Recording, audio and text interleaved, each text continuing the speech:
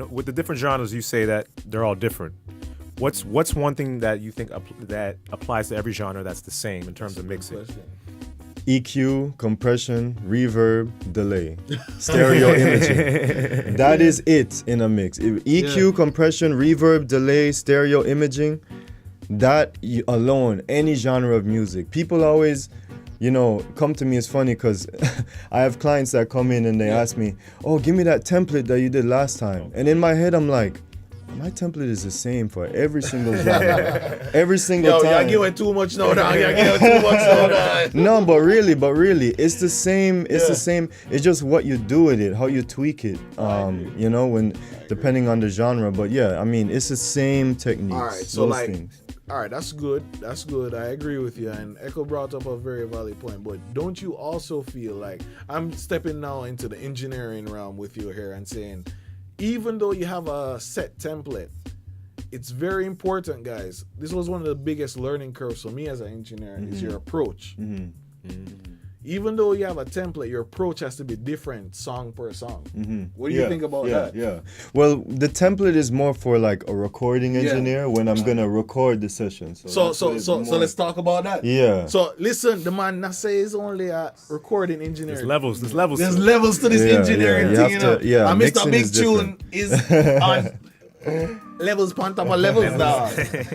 So what's the other thing? So templates is great for a record engineer, but now what's the other type of realm for a engineer if I'm wanting to get into the whole business?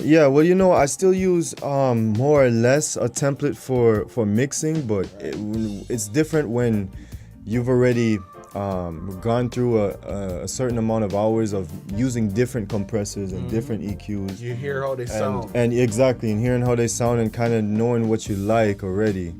But when you first start out, it's important that you understand first the concepts of what you're doing and don't just because you have a million plugins, start from using 10 or 5 plugins or whatever. Knowing those really and kind of just understanding them at least so you know how exactly they work, so you can know when to bring them up. All right, so I have a thing for you. Like, I want to go back a little bit and to the novice, because some of our people don't know. What's the difference between a record engineer and a mix engineer? Yeah, well, I mean, recording engineers pretty much.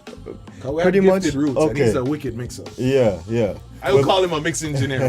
Right. Okay. That's a good breakdown. Yeah.